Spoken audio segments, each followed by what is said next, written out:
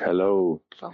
Thank you. I made the movie and I can't pronounce it. It's Folie à Deux, but a French reporter told me that. So yeah, I understand. It's tricky. Well, thank you, everybody. Welcome to our keynote presentation. I am very excited to introduce Larry, who I think is one of the most creative and inventive cinematographers working today. He has a long-time relationship. He's worked on a real range of movies with different directors, but in particular, a long-time relationship with Todd Phillips, for whom he shot the Hangover trilogy, Joker, and most recently, Joker Folie à Deux. And for the first Joker, he received the Golden Frog at the Camera Image Cinematography Festival in Poland, and he earned a BAFTA, American Society of Cinematographers, and Oscar nomination for his work. So we're very lucky to have Larry here with us today. And also, if you'd like to, please go and see the Joker movie, and you can also look for his upcoming work in Maggie Gyllenhaal's The Bride.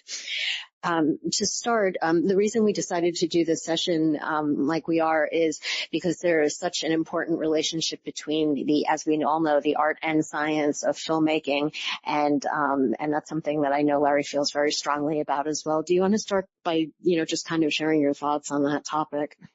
Yeah, it's actually one of the things I love most about my job and being a filmmaker is that, of course, there's artistry and there's craftsmanship, and that's something that is important and probably leads the conversation, but you can't escape technology when you're making films. And even this goes back to 25 years ago when it was perhaps seemingly less technological with just film cameras and tungsten lighting and HMI lighting. Even then, technology always sort of found its way into efficiencies, and I was always excited about new technologies, and I've always embraced them. So obviously now, in the advent of digital photography, even the beginnings of I was a real proponent of digital intermediates when they first came out. So I always saw certain things in the filmmaking process as they sort of stood on, it's been the same way for 100 years. And that was kind of comforting. But I was always like, but there's inefficiencies, like Hazeltine timing was really limiting. And why can't I just stop and color that frame? And I was always asking questions of like, why can't we do this? And so for me, they're inextricably linked. And I love talking about technology and the way it intersects with filmmaking. And that's something that we hope to talk about this morning with all of you. To start, though, why don't we begin with a look at the Joker trailer, the new Joker 2 trailer, and then we're going to chat a little bit about the making of this film.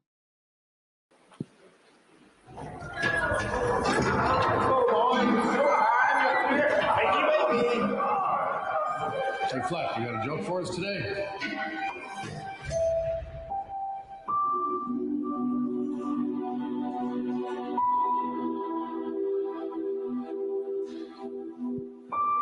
We use music to make us whole, to balance the fractures within ourselves. I'm nobody. I haven't done anything with my life like you have.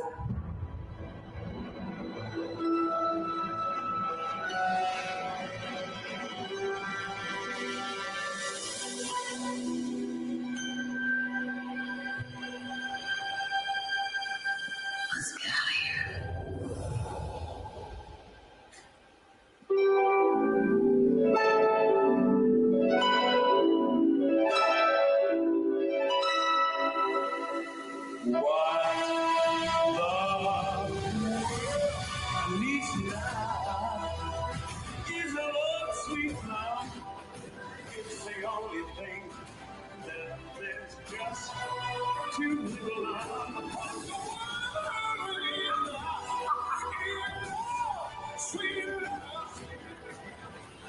Tell us, what's changed, Arthur? I'll tell you what's changed. Not alone anymore. Not what we should be talking about.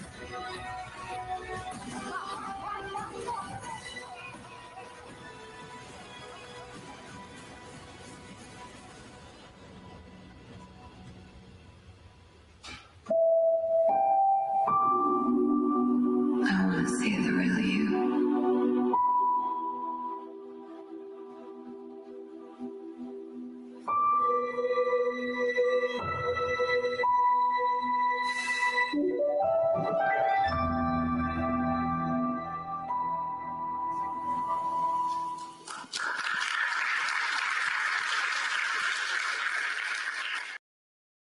So there's so much packed into this movie. You have created from the grittiness of the city and of his prison to the theatrical lighting of the musical numbers, and this involved stage work. This involved shooting on a volume, all sorts of things, but it just blends together so seamlessly. We do have a few sessions this week on virtual production. So maybe we could start with how you used virtual production and the volume for shooting, and not necessarily how you used it, but more why you chose to use that technique. Yeah, I think in the last 10 years, maybe 8 years or less, the volumetric shooting and using LED screens as a replacement, let's say, for straight blue screen or green screen or compositing and stuff like that, sort of real-time compositing, I think has been an incredible shift. On the first Joker, there's a really pivotal scene on a subway car in which Arthur Fleck, kills these three men. It's really an important moment in the movie. And I remember we started out trying to figure out ways to shoot that practically on a New York subway. And it's a perfect example of when the creativity then sort of drives you towards technology, because the creativity was something more than what we could accomplish on a real subway car. And the limitations of a real subway car then drove us to finding a solution, which at that time was to reach out to PRG and to build effectively, LED screens at that time in the most economical ways we could. And then create even place with still photography to sort of, make the experience of being in that subway car as real as it could possibly be for Todd, for Joaquin Phoenix, the actor, and for everyone there, and enhance the creativity because it gave us so much control over being able to turn lights off and on and what was in the background at what moment in the scene. So that was kind of our first foray and Todd's first foray into sort of using digital technology like the volume in that way. When we approached this new Joker, it then became an efficiency thing as well, which was we went out and shot very, very specific plates for these driving shots and some of it is in that trailer and future trailers of just driving shots. And that was like, let's do this now. But then we created a very specific sequence at the end of the film. That's one long 7-minute unbroken shot in which in that scene, the volume was kind of the only way to do it. So when you see the film, look for that sort of at the end of the movie.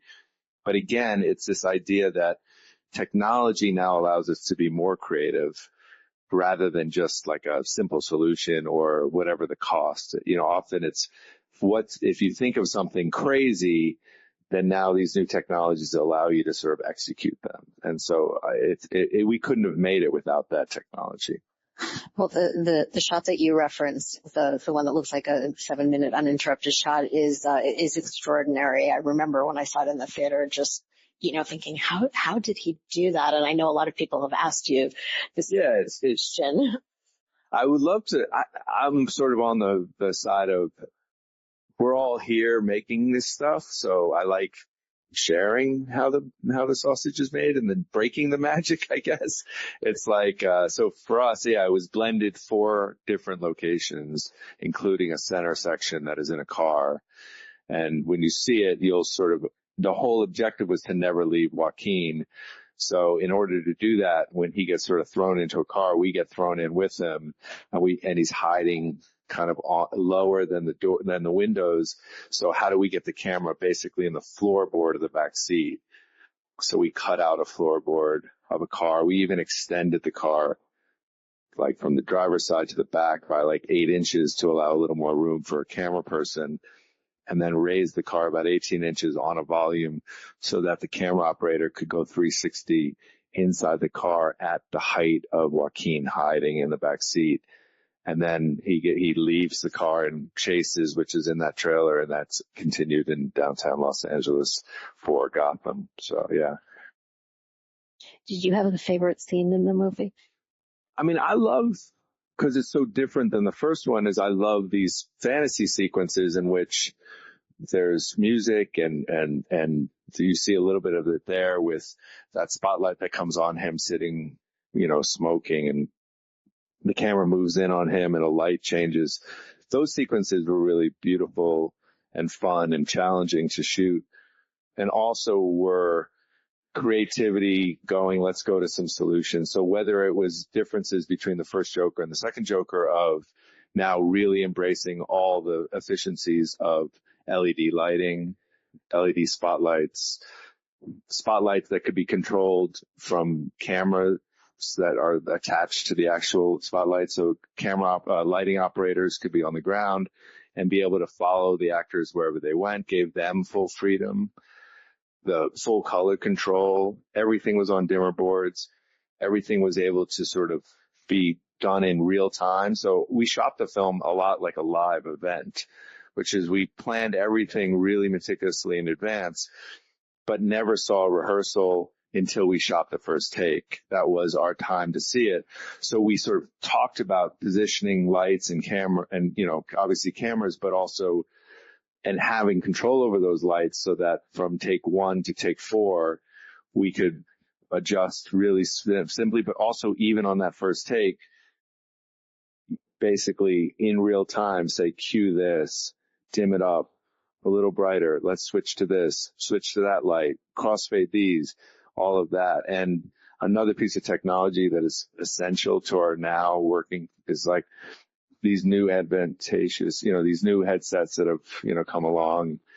They continue to get better. The ones we use are Bolero, Rydell Boleros, and they're as essential as like literally anything on set to me now. And that's a perfect example of a communication technology that now is essential to the working that I do on set. So that allowed us to talk to every single person, dimmer board operator, gaffer, operator, focus puller, across everyone in real time, whisper quiet, while the actors were just free to do whatever they want. And we'd sort of create these images as they sort of presented them to us. So yeah, it was a good example of technology merging with creativity.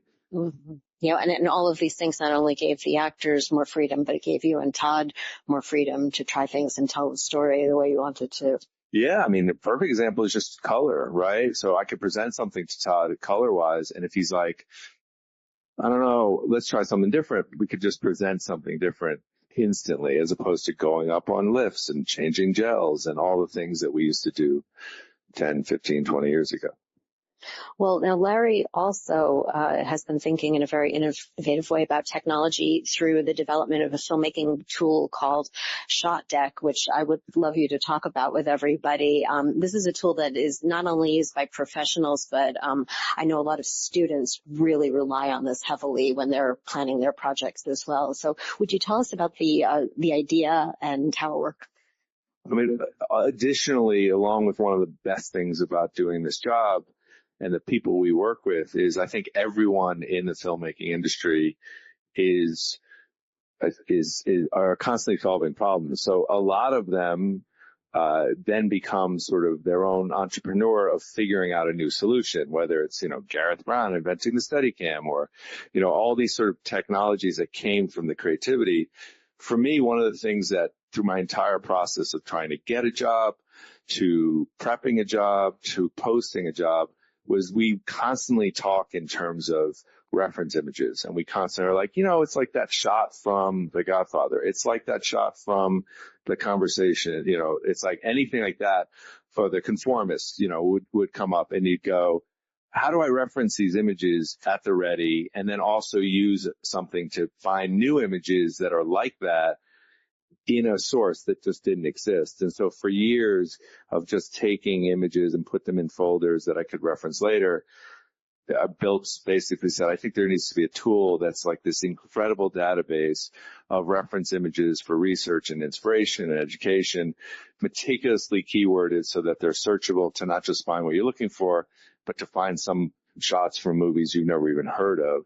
And so we started building Shot Deck, and now it has 7,000 titles and 1.5 million images. And it's basically become the de facto visual IMDb or the encyclopedia of film. I want it to basically be the library of the moving image.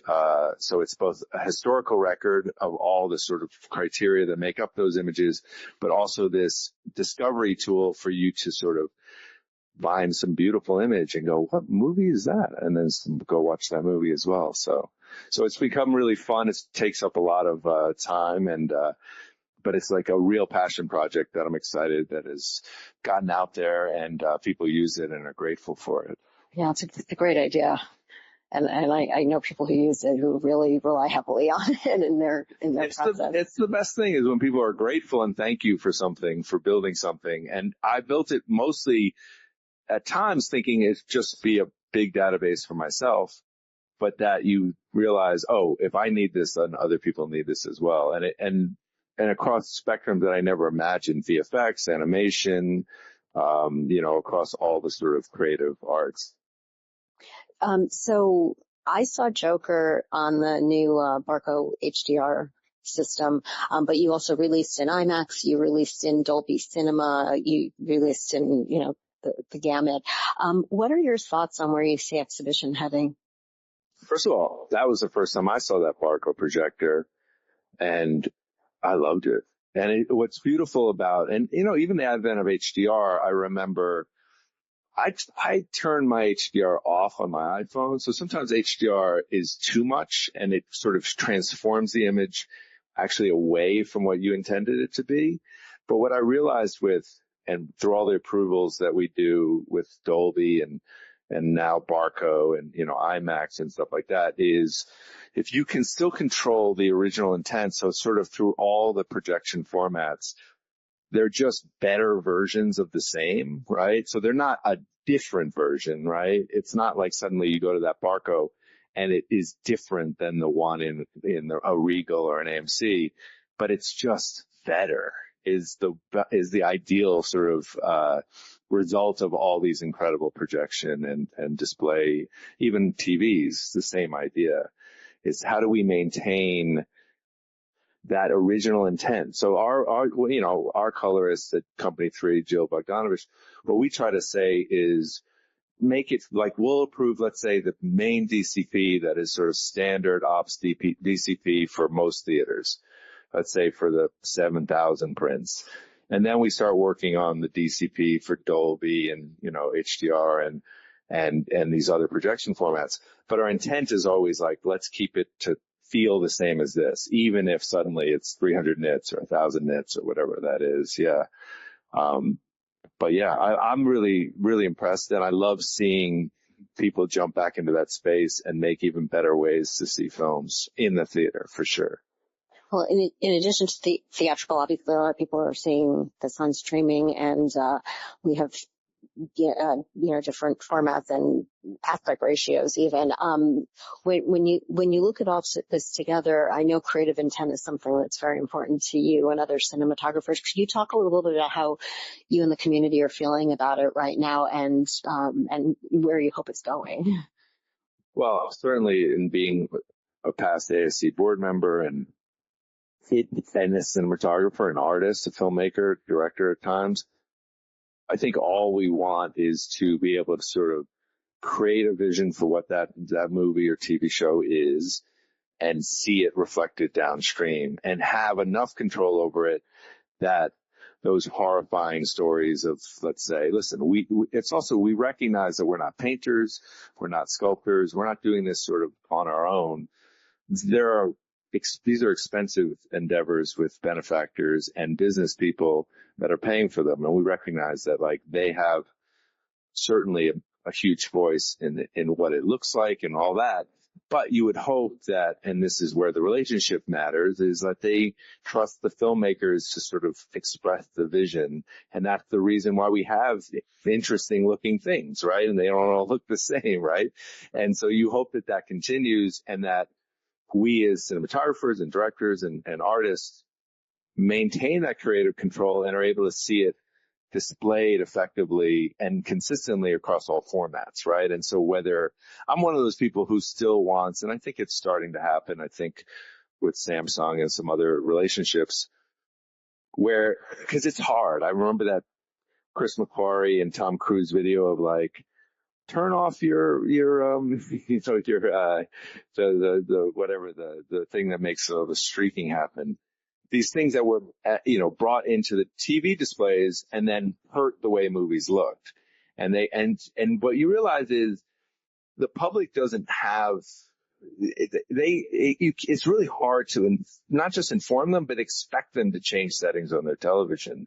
So I'm like one of those people who's like, okay, so what can we do to make sure they're watching it and understand why it's important to watch it in the correct settings, and whether that happens automatically.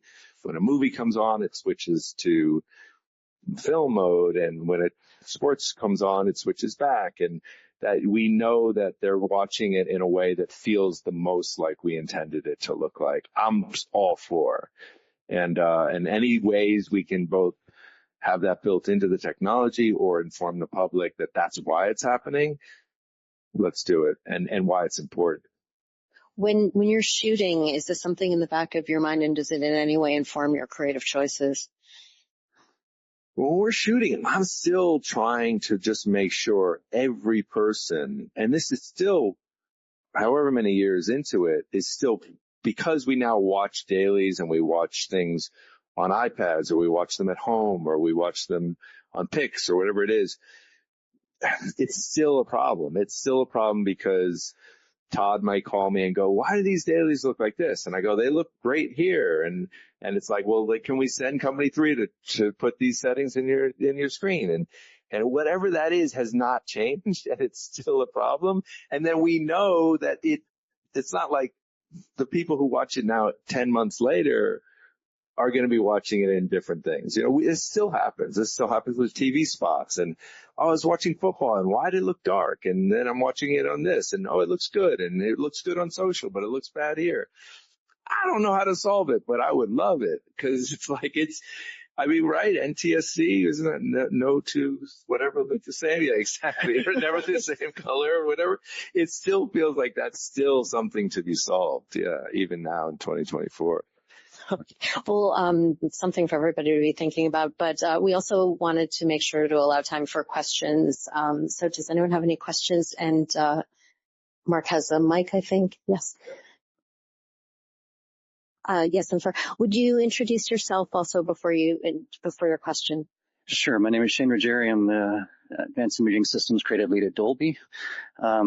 You talked about technology, but was there a creative that neither live action nor the technology allowed you to accomplish, and what would that have been?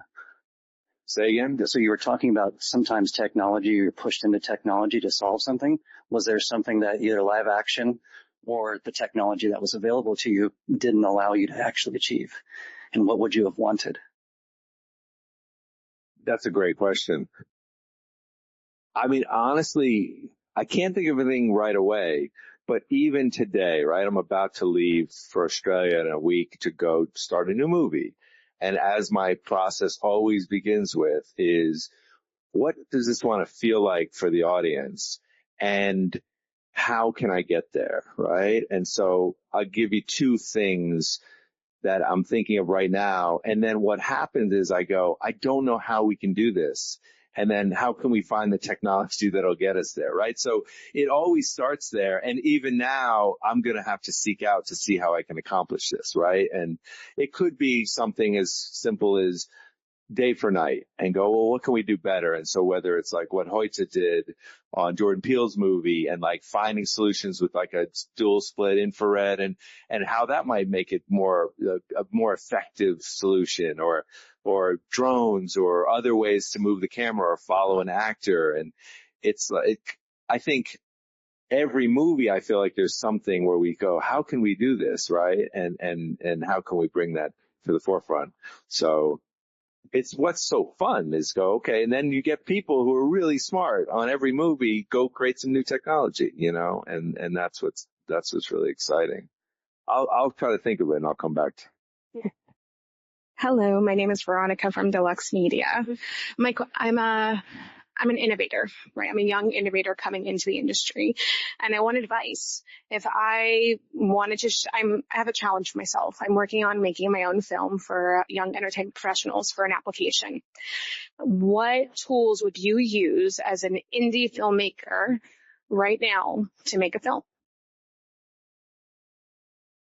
I still think what you really just need is a camera. And it can be any camera. It could be an iPhone. It could be a DSLR. It could be a more expensive camera. And that fundamentally is the most important tool to making a film, right? And that you have in your pocket right now. Mm-hmm. In terms of tools to sort of help you get there as far as a vision and those things, they'll present themselves as you go, right? So whether it's like, this is not to pitch Shot Deck, you should get Shot Deck, I'll get you on if you need it. It's a way to sort of start that process of like, what do I want this to look and feel like, and to be able to express that vision to others. So that may be a starting tool. And then it's like, what do I need is this a moving camera? And what would I need to make it feel and look the way I might do it? So then suddenly it's like, oh, maybe a gimbal will help me here, or maybe some sort of stabilizing thing will help me. And then it's like, okay, what do I need from another thing? And those, I mean, I love that you presented yourself first and foremost as an innovator. So like, I would start with that also within your head and go, what is it that I'm trying to express? And under, like, say, the definition of wanting to innovate, that can feel different than what I've been seeing, right? And that alone, a camera and your desire to be innovative will hopefully produce something really beautiful and new. So. Thank you. I guess adding to that and kind of wrapping that up, for the overall summation of the next generation coming in as innovators, cinematographers, what advice would you give them for the next 5 years? What to expect? Is don't be afraid of technology, right? It's like, I think this knee-jerk reaction to either be terrified of some technology, and let's just, the elephant in the room, let's say being AI, I'd rather embrace what it's possible to do and then choose what parts of it work, right? I don't want to run from it. Technology sort of, it's rare that we push technology away forever in the same way as everything, right? Like technology, we kind of pick and choose what parts are really useful. Driverless cars have been promised to me for 15 years. Mm-hmm. I do see Waymos in my neighborhood in Santa Monica, and I'm always like, Waymo, we got it. Like, it's the first realization, but it feels like it's been a promise for 15 years. I still don't own an Oculus or a Meta, whatever those things are, for the Apple version, but it's been a promise for 10 years. I would love to see it get there, and I would say start to feel like how you could be a part of that, because I think there's innovation there, right? Mm-hmm. I think AI is a powerful tool. It's a beautiful tool. It can be, yeah. Mm-hmm. But it's like, there's beauty in stuff I've seen, and then there's soulless, like, things that feel terrible and soulless and not the promise. So that there'll be parts from each part that will be good. I don't think we're going to be replaced as terrified as everyone is. Well, think about it this way, right? You are the life of the film being made, but I'm the afterlife. After it goes to you, it comes to me. And imagine tools like Flawless, right? It's a generative AI tool that brings accessibility, but it's now being dubbed in that language. And then they also have subtitles because of that. So AI is a beautiful tool to use. And so I'm saying with that, thank you. Absolutely. I think we're going to be using, it's here. Yes, absolutely. And I saw a really beautiful thing about, we talk about all the terrible things about AI, but like, if AI could solve disease and could help us find disease earlier and these kind of things, then geez, that's worth it as well. So Larry, thanks for coming. I really appreciate hearing the. I got one question, Larry. Oh, wait, hold on. Oh, yeah, we got one here first. We'll go to Steve. Steve afterwards. There, we'll go here first. Okay. Stephen Cohen, Cohen Communications. I've been involved in calibrated digital dailies for 20 years and the challenges there. You mentioned that toward the end of the conversation. What format do you look at your dailies on? What resolution? What display? And have you had any experience with like Evercast, with remote collaboration, all looking at the same image, marking it up and having color fidelity?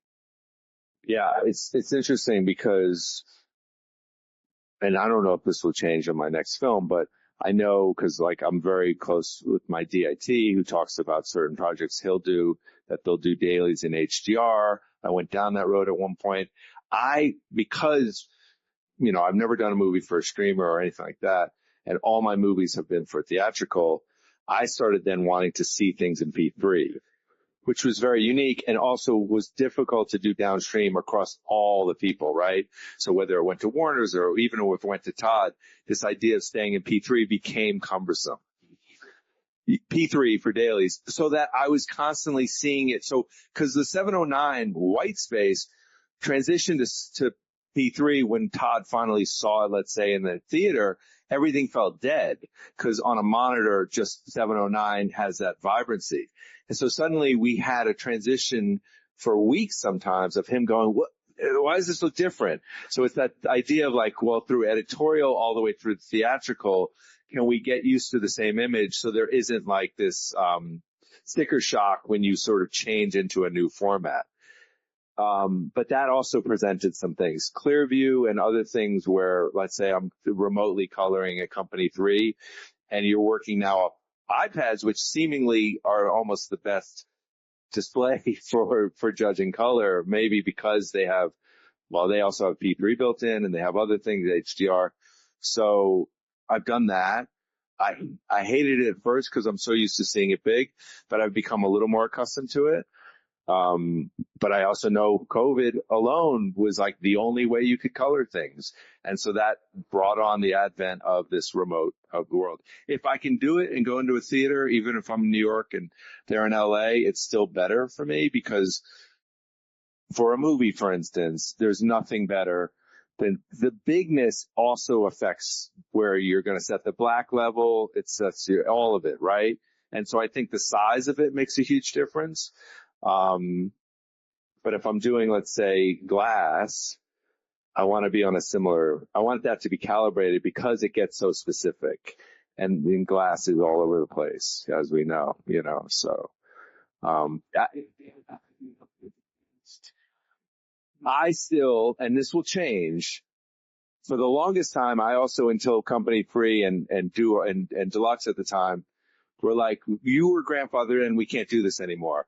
I demanded literally my own drive that matched editorial and a calibrated monitor that I would watch dailies on. They now have shut me off from that. So the future will be something probably more like I really, now with also digital, if I have the right calibrated monitors, which I do on set, I watch dailies for different reasons because I know color-wise, I know what it is. My color, I still want my color to go through a dailies colorist and not done on set. So that's definitely very specific to me as well. All right, Stephen Shaw, jump in there. Larry, first of all, let me apologize about postponing our master class in Dubai. We'll do it today at the clubhouse. We started a new class on shooting film versus digital. And when Eastman Kodak made a presentation a few months ago,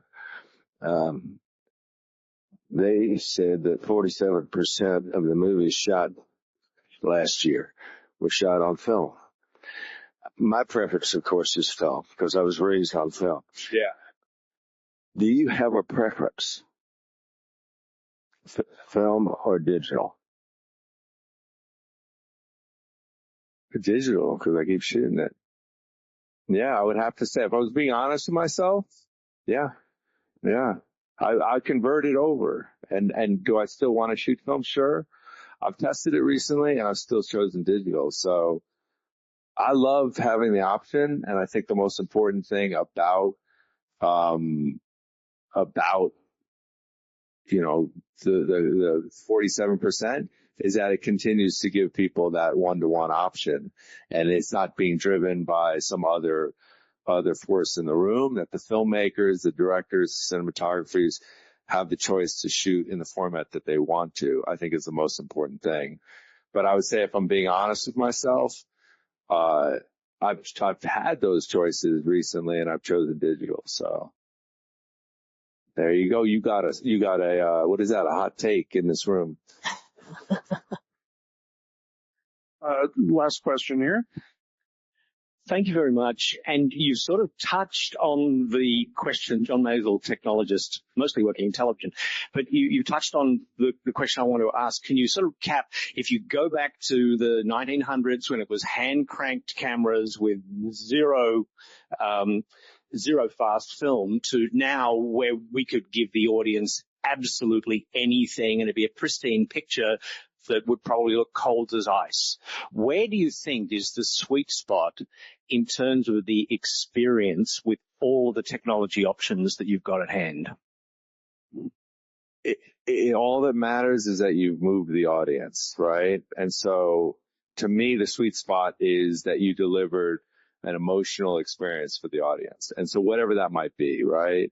I was really excited with the advent of faster and faster, ISOs and ASAs that were available past, let's say, what 5219 could give you at around the time just before the Alexa was created. Obviously Reddit existed and Gemini and some other things, Viper, but Viper was pretty exciting, at least in the film with Jamie Foxx and Tom Cruise, Collateral, right? In so much as I'm constantly looking at the world around me and seeing things to my eye that I was not seeing reflected in 5219, let's say. So for me, one of the exciting things was I can capture what my eye sees. And so that alone was kind of this idea of oh, that's cool. That's cool that now this technology allows me to see this thing to my eye. And it could just be driving at night on an empty road and seeing the separation of the mountains deep in the background. And if I went out and took a film camera there and it wasn't present, then I went, why can't we do this? So DSLR, 5D could do it. That was exciting. So I started shooting plates on 5Ds and that kind of idea, right? So what the creator did, shooting at 12,000 ASA, I thought was really exciting. And that film I saw in IMAX at Burbank, and it looked incredible. So I feel like, and this maybe speaks to Steven's thing, is like the lead out of so many things now is like shot on film. And I'm like, I get it. But, Friends was shot on film too. And they don't promote that, but maybe they should. Like, meaning, I get it. And I fucking love Kodak. I get it. I don't want them to go away. I want film to still be there. But I think we've gotten in this crazy place where it's like analog versus digital. And it's like movies. That's it. Did it move you? Did it present something to you that connected with you? And that's all that matters, right? And so if technology can help you do that in whatever way, great. If you don't need that technology, you just want this thing that, a different thing, and then film gets you that, amazing too. I think it's gotten a little out of hand, the film versus digital conversation, but there you go. Yes, in the back. One more. Hi, Larry. Hey. Sarah Seidel, Real Communications.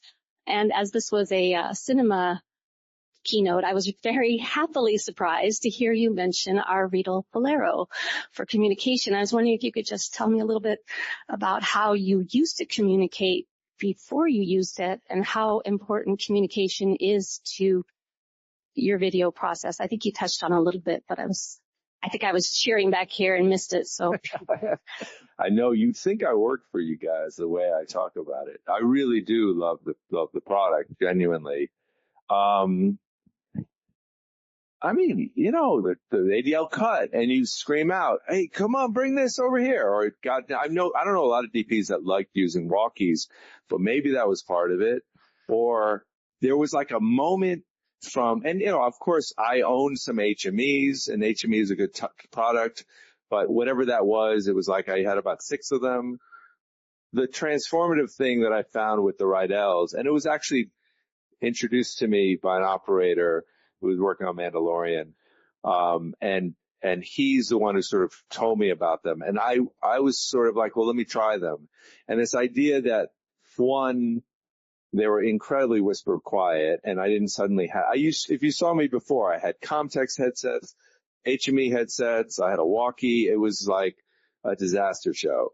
And the idea that now we have these sort of bone in ear, like tiny microphones, whisper quiet, literally, and 6 channels or whatever, and I could separate out all these different groups of people on set, was why this product was so transformative. And the idea that even during a take, I could whisper to the gaffer or to whomever and say, when we yell cut, I want a bounce board there. And they can then tell somebody, and when we yell cut, a bounce board is ready. It makes such a difference. Not only is there just not screaming and yelling, but it's instantaneous communication that can happen during the take.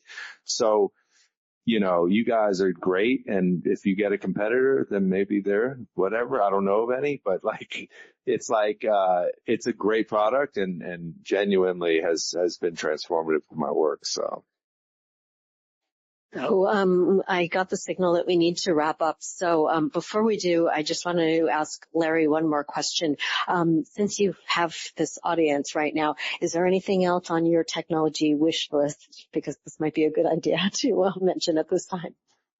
I remember you asked me that. I was like, did I come up with something? And for me, it was this, I continue along this line of displays somehow changing themselves to be based on the product in terms of what you're watching.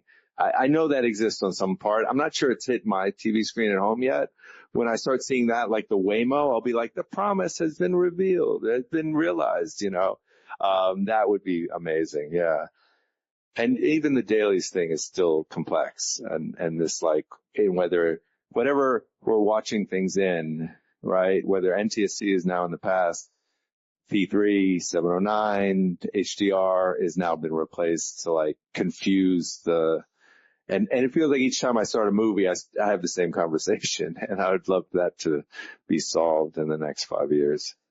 Okay. Well, again, congratulations on Joker 2. I thought your cinematography was extraordinary, and it really elevated the storytelling. So congratulations on that. And please join me in thanking Lawrence Sher, ASC. Thank you. Thank you for having me.